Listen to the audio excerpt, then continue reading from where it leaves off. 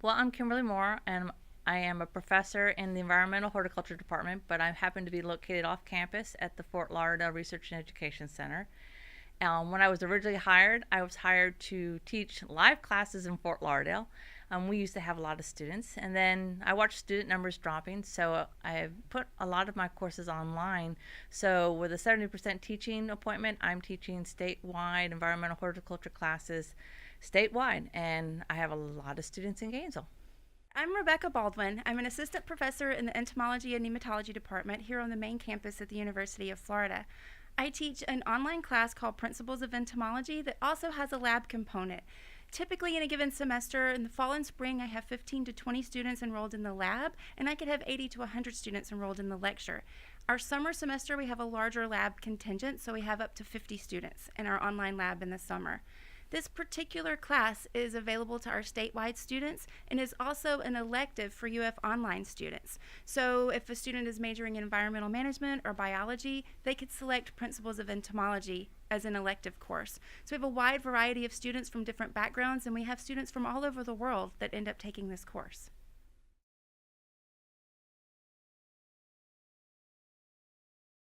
I've heard the story that you wouldn't go to a doctor who's never seen a patient, who's only done virtual patients, virtual office visits. So you wouldn't want to hire someone in horticulture who's never touched a plant or grown with a plant. So obviously we have to have some type of hands-on activity, some type of way to take what we've done in lecture and practice it and apply it and use our critical thinking skills to problem solve. So that's why we want to develop online labs, is that we want that hands-on experience in an online setting so that we can say, yes, they know what they're doing and they can solve that problem. They have the skills to be successful. Many of our majors here at the University of Florida require a lab course, and typically these are for upper division students. So we have an audience. If we can take lab components that we can offer here on campus and make them available to students no matter where they are, then why not do it? We have an audience, we have students who need these type of classes. So I would highly encourage others to put their creative hat on and see if you can come up with an online lab.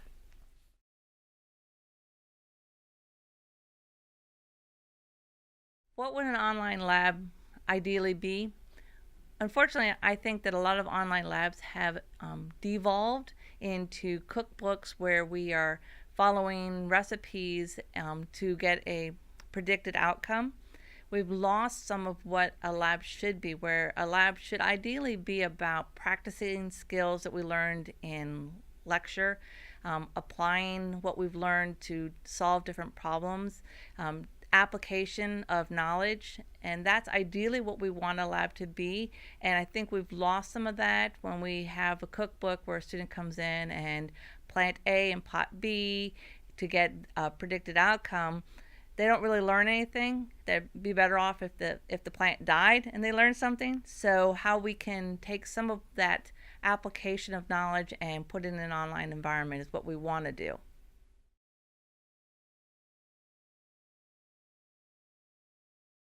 I would begin with my course learning outcomes.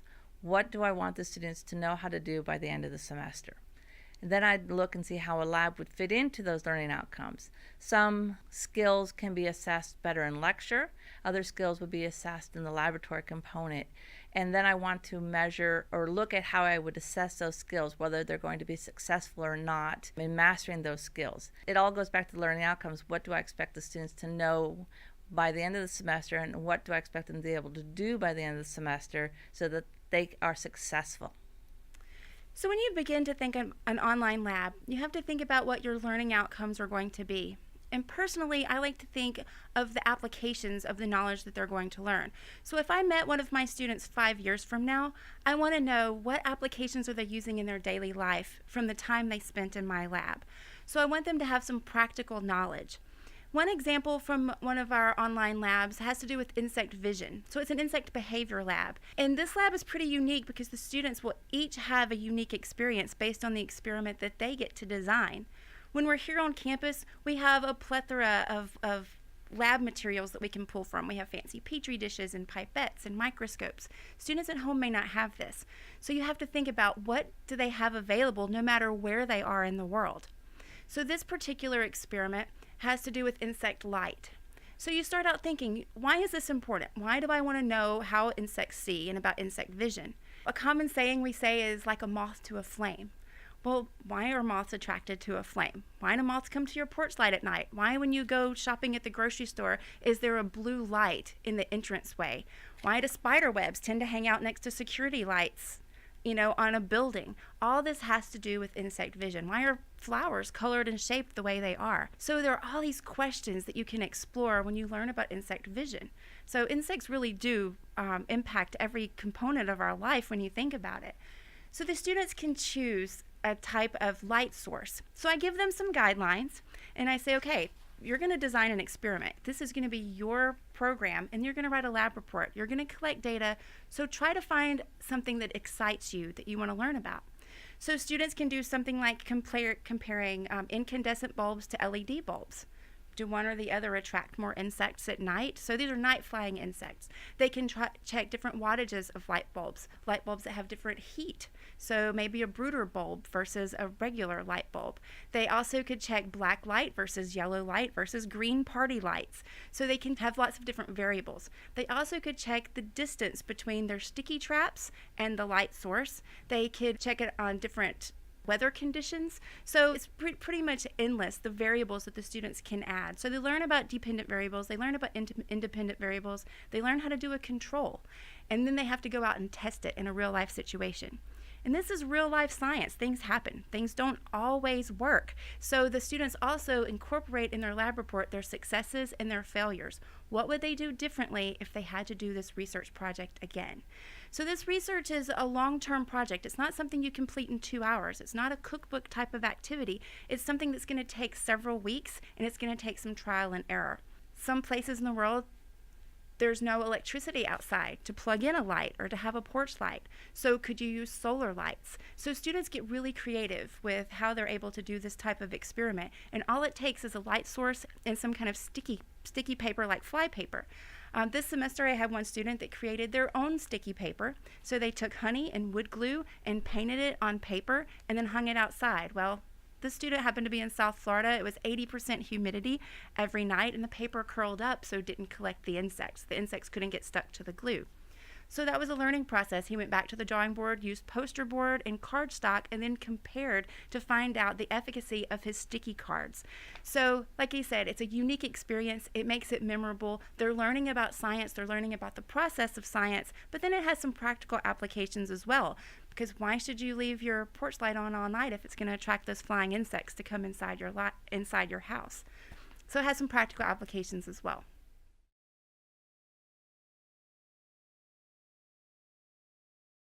Well, there are a variety of skills that we can assess in an online lab. Things like measurement.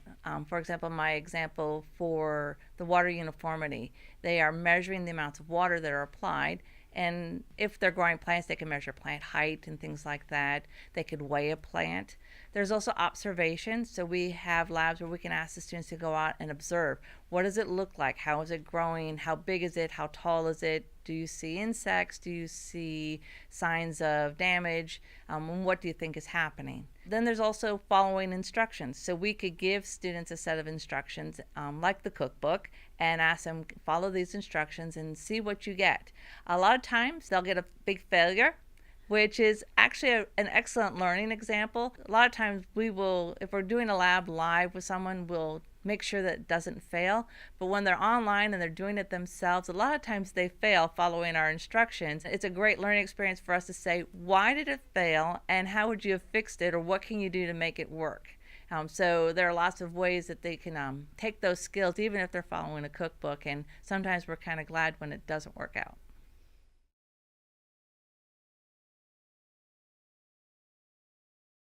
One of my courses is a plant nutrition course, and water is a critical component when we're talking about what's wrong with a plant. So I ask students to use catch cans and to check the irrigation uniformity in a landscape or a greenhouse or wherever they're working. So they can use either tuna cans or any type of can that they can find, and they're going to set it out. I ask them then to turn on their irrigation system for a set amount of time, to then measure the amount of water and then calculate the irrigation uniformity. How much water was in each can, and did all the cans have the same amount of water?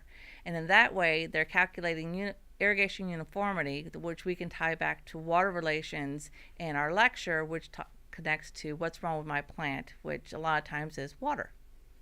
For problem solving, like I said, I like the students to have some practical applications. One lab activity we do that correlates with some of the lecture material has to do with integrated pest management. So when you take an entomology class, you become the expert. Everybody's going to ask you the bug question, right? You see something, you want to know what it is. Well, I have the students do a project where they research online different components of an IPM program, an integrated pest management program, and I give them some guidelines. You have a neighbor that has a problem. She's got a cat with fleas, she has snails eating her garden, and she has aphids on her flowers. She only has $40, and you have to come up with an integrated pest management plan for all 3 of her pests and stay within the $40 budget. And the students get really funny with these because they always want to have some extra money to have a party at the end of the day, so they're very creative with their neighbor. Sometimes they give the neighbor a name, they give the neighbor's cat a name, and so it's really fun to read those reports.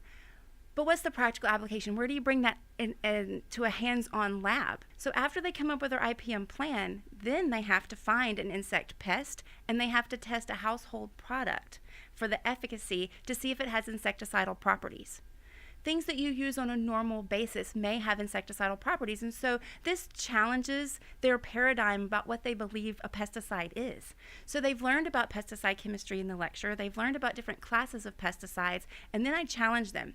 Take a household item like dishwashing liquid or a household cleaner or shampoo, something that you have readily available, and we're going to see if it will kill a pest. Then they have to go and collect their pest. Now, we'll talk about some long-term, semester-long projects. So they have to do an insect collection. So they've been out in their own environment. They know if they have cockroaches living in the mulch around their flower beds. They know if they have an ant mound near their front door of their house. Or they could simply go to a pet store. Reptile stores usually sell 2 or 3 different species of insects. So they have to come up with an insect, they have to come up with a household item, and then they're going to dilute it and they're going to test the efficacy. You don't have to have fancy petri dishes. You can just use disposable cups to do your trial. A 99-cent spray bottle makes a really good application, a piece of application equipment for this particular experiment. And the students are really surprised that some products that they use on an everyday basis have insecticidal properties. And so then they learn about integrated pest management. They can visit the EPA website and see what their recommendations are. And they learn about the EPA and how pesticides are registered in this country, and how some pesticides that are registered could be nothing more than soybean oil or a fatty acid salt, which is a soap that you're paying a lot of money for that you can mix up for yourself as long as you use it on your own personal property. So again, it makes a lab a memorable experience in using things that you have around the house. I think one of the best things about an online lab is that it allows us to expand those critical thinking skills and problem solving skills that a lot of students need to have and a lot of employers are asking for. So for example, in my class, I love critical thinking, and I use things like challenge questions, where I give the students a problem, a real world problem, and ask them to solve that problem. So while I was traveling in the Bahamas, I got to visit a greenhouse that's a glass greenhouse that's growing tomatoes. The tomatoes aren't growing very well. So I took pictures, gathered a lot of data. I brought that back to my students and said, why aren't these tomatoes growing well? Figure out what's going on.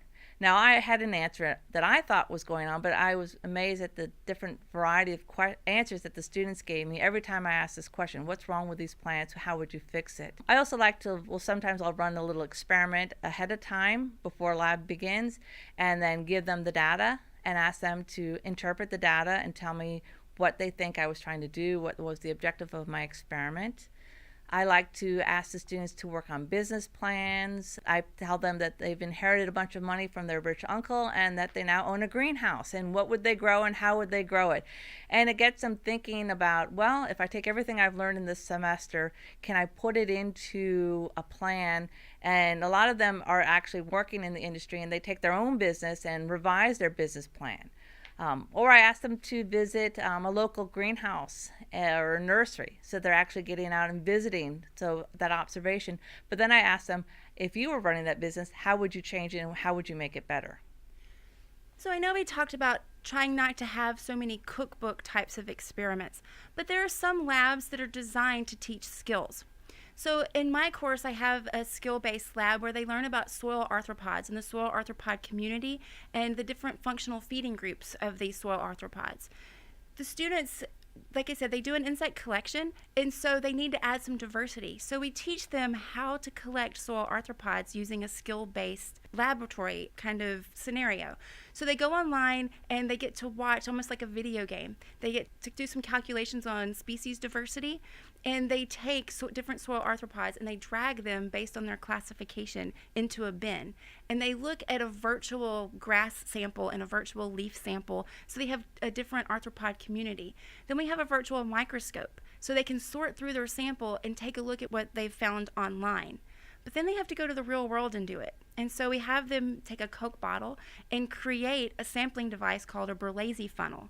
So they cut off the top of the Coke bottle, turn it into a funnel, flip it upside down into the bottom, put some rubbing alcohol in the bottom, and then they can put their soil or leaf sample on the top, put a light over it so as it dries out, any arthropods in that soil sample try to go down as the soil dries out. And so then they're collected in the bottom of the container. So they learn a skills-based test just by watching kind of a virtual lab, but then they have to apply it. They have to build it, and they have to add to their insect collection, add that diversity of the soil arthropods. For the Principles of Entomology course, the students are required to complete an insect collection. Insects are diverse and they are abundant, and so the students work throughout the semester. They begin the semester learning about internal morphology and external morphology. Then we move into how do you use a key to identify what you have. They create their own identification key using shoes in their closet or using beans in their pantry. And then they learn how to do that with insects. They learn all about the characteristics of the insect. They spend a lot of time during the semester collecting insects and adding to their diverse population that they have. So they're learning about all the characteristics. They're learning the fine motor skills to how to pin and curate a collection, how to do proper documentation. So they have to create a journal about when and where they collected all of their specimens. So whether they're a pre-professional student or someone interested in going into ecotourism, data collection is really important. So the insect collection is just a culmination of all of the skills that they've learned during the semester.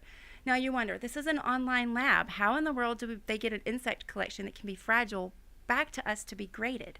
Well, during the semester they take photos and they send what we call our mini collection just by photo, so we can evaluate how their curation technique is, if they're labeling things properly. So at the end of the semester, they have to mail or drive their insect collection here to Gainesville. So it's very interesting. We give them very exact specifications on how to package and send those collections, and sometimes they don't make it in good shape. But we have the students always take photos of their collections before they mail it. So if something happens and something gets dislodged and destroys some of their insects, we at least have a record of what the collection looked like when it was mailed. So it teaches them all kinds of skills in science, and then they have a collection at the end of the day that they can display. Some of our students choose to donate their collections, and those insect collections are then in turn given to 4-H clubs, FFA groups, and teachers all throughout the state to use in the classroom.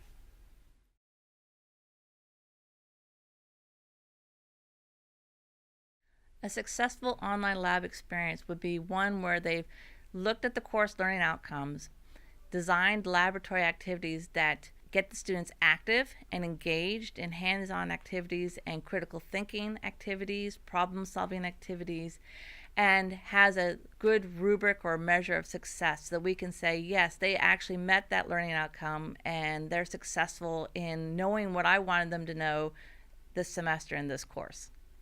So again, you go back to what those student learning outcomes that you designed at the beginning of the semester. You want to make sure that they're meeting those outcomes. So each one of my labs, I have a list of those objectives, and at the end of the day, I want to make sure that those students meet those objectives. At the end of this class, I want to make sure that a student can see an insect and at least tell you what order that insect is in and give you some characteristics about that insect. So at the end of the day, they may forget some of the details, but I have some critical learning objectives that I want them to meet at the end of the day. And if I see them 5 years from now, I want to know that they're still using that information.